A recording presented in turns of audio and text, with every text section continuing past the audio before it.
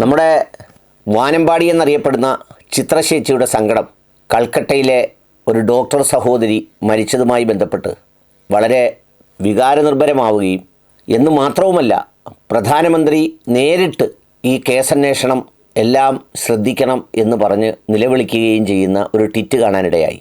സങ്കടം നമുക്കേറെയുണ്ട്, അതിലേറെ ക്ഷോഭമുണ്ട്, അതിലേറെ രോക്ഷമുണ്ട്.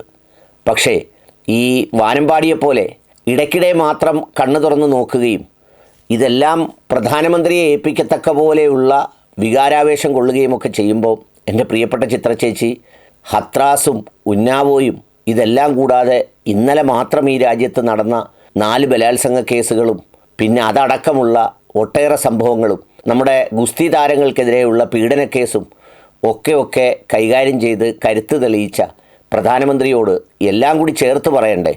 കൽക്കട്ട മാത്രം പറഞ്ഞ് അങ്ങ് മമതാ ബാനർജിയെ മൂക്കിൽ കയറ്റാനായി ചേച്ചിയെപ്പോലുള്ളവർ ഇടയ്ക്കുണർന്ന് ഇത് മാത്രം കണ്ട് മയങ്ങുന്ന ശീലം എത്ര നല്ലതാണ് എന്ന് ഞാൻ വെറുതെ ഓർത്തുപോയി.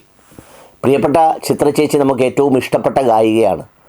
വർഷങ്ങളായി സെല്ലുലോയിഡ് ഫ്രെയിമിലുള്ള ഒരുപാട് ഗാനങ്ങൾ മനോഹരമാക്കി പാടിത്തീർത്ത വാനമ്പാടിയാണ്. നമ്മളൊക്കെ വിശ്വസിച്ചിരിക്കുന്നത് ഈ സംഗീതത്തിനും വളരെ നിഷ്കളങ്കമായ സ്നേഹത്തിനും ഇഷ്ടത്തിനുമൊക്കെ അപ്പുറത്ത് ഇവരുടെയൊക്കെ മനസ്സ് നമ്മുടെ പ്രധാനമന്ത്രി പാർലമെൻറ്റിൽ പറഞ്ഞതുപോലെ വെറും ബാലമനസ്സോ നിർമ്മല മനസ്സോ ആണെന്നാണ്. എന്നാൽ അങ്ങനെയൊന്നുമല്ല എന്ന് പിൽക്കാലത്ത് ഈ അധികാര രാഷ്ട്രീയത്തിൻ്റെ സമവായം ഒപ്പിച്ച് ഒപ്പം നിൽക്കാൻ വേണ്ടി പല തന്ത്രങ്ങളും മെനയുമ്പോഴാണ് നമ്മൾ തിരിച്ചറിയുന്നത്.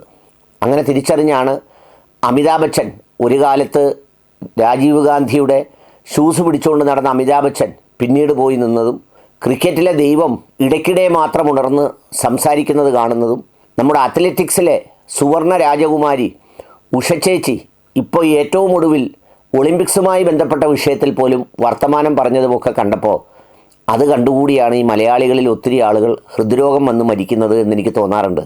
കാരണം അവരൊക്കെ വിചാരിക്കുന്നതിനേക്കാൾ വളരെ കേമന്മാരും കേമത്തികളുമാണ് ഇവരെല്ലാം. അക്കൂട്ടത്തിലാണ് നമ്മുടെ ചിത്രചേച്ചിയുടെ ഒരു ട്വീറ്റ് ഇന്നലെ കാണാനിടയായത്.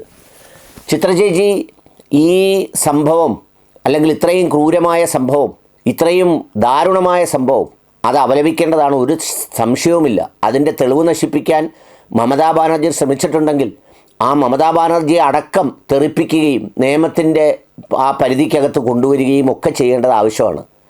പക്ഷേ ഇത് പറയുമ്പോൾ ചിത്രചേച്ചിക്ക് ഇപ്പോൾ മാത്രമേ ട്വിറ്റർ ഓണായുള്ളൂ എന്നുള്ളതാണ് എൻ്റെ ഒരു ആശങ്കയും ശങ്കയും. കാരണം എന്താണെന്ന് വെച്ചാൽ ഹത്രാസിൽ ഒരു ദളിത് പെൺകുട്ടിയെ പീഡനത്തിനിരയാക്കി തെളിവ് നശിപ്പിക്കാൻ വേണ്ടി രായ്ക്ക് രാമാനം ആ കുട്ടിയെ കത്തിച്ച് കളഞ്ഞപ്പോൾ ചിത്രചേച്ചിയുടെ ട്വിറ്റർ അനങ്ങിയില്ല. ഇത് പ്രധാനമന്ത്രിയെ അന്ന് ഏൽപ്പിച്ചില്ല. പിന്നെ അത് കഴിഞ്ഞ് ഉന്നാവോയിൽ ഒരു അറിയപ്പെടുന്ന BJP MLA ഒരു പെൺകുട്ടിയെ ദാരുണമായി ബലാത്സംഗം ചെയ്തിട്ട് അവൾ കേസ് കൊടുത്തപ്പോൾ അവളുടെ പിതാവിനെയും അവളുടെ മാതാവിൻ്റെ സഹോദരനെയും അവളെ റേപ്പ് ചെയ്ത പ്രതികളാക്കി തീർക്കാൻ വേണ്ടി നിരന്തരം പോലീസിൽ സമ്മർദ്ദം ചെലുത്തി ഒടുവിൽ അച്ഛനെ പിടിച്ച് ജയിലിലിട്ടപ്പോൾ അയാളെ രക്ഷപ്പെടുത്താൻ വേണ്ടി എല്ലാ മാർഗങ്ങളും ആ പെൺകുട്ടിക്ക് പോരാടേണ്ടി വന്നപ്പോഴും തെളിവ് നശിപ്പിക്കാൻ വേണ്ടി തെരുവിൽ വാഹനമിടിച്ച് കൊലപ്പെടുത്തി ഒടുവിൽ ആ പെൺകുട്ടി യോഗി ആദിത്യനാഥിൻ്റെ ഭരണസിരാകേന്ദ്രത്തിന് മുന്നിൽ മണ്ണെണ്ണ ഒഴിച്ച് തീ കൊളുത്താൻ ശ്രമിച്ചപ്പോഴുമൊക്കെ ചേച്ചിയുടെ നാക്കും ഇതെഴുതാനുള്ള വിരലും ഈ ശ്വാസോച്ഛ്വാസവുമൊക്കെ എവിടെ പോയി? വാടകയ്ക്ക് കൊടുത്തോ അതോ വല്ലവർക്കും വിറ്റോ? അതിൻ്റെ പരുവം മാത്രം നോക്കി വിൽക്കുന്ന നിങ്ങളൊക്കെ എന്തൊരു തോൽവിയാണ് ചേച്ചി. സത്യം പറഞ്ഞാൽ ഒന്നെങ്കിൽ ഒന്നിനോടും പ്രതികരിക്കാതിരിക്കുന്നവരാവണം, അല്ലെങ്കിൽ എല്ലാത്തിനോടും ഒരു തുല്യനീതിയോടെ പ്രതികരിക്കണം. ചിലപ്പം മാത്രം ഉണർന്ന് I am shocked to watch the news about the assault and murder of a lady doctor inside RG Kar hospital in Kolkata. സത്യമാണ്, എല്ലാവരും ഞെട്ടി. Subsequent efforts to destroy evidence etcetera. മനസ്സിലായില്ലേ പറഞ്ഞത്? ഇത് സംഘപരിവാർ കേന്ദ്രങ്ങളിൽ നിന്ന് എഴുതി കൊടുത്തു വിടുന്ന ഒരു സാധനമാണ് ഈ etcetera. Every Indian should hide their face in shame. This horrible crime is much worse than a Nirbhaya incident in Delhi few years ago. പണ്ട് UPA സർക്കാരിൻ്റെ കാലത്തെ നിർഭയ കേസ് മാത്രമേ ചിത്രചേച്ചിക്ക് ഓർമ്മയുള്ളൂ. അതിനിടയിലുള്ളതൊന്നും ചേച്ചിക്ക് ഓർമ്മയില്ല. I humbly request our honourable prime minister to directly monitor the investigation and bring everyone involve to justice. I bow my head and pray for the departed solo.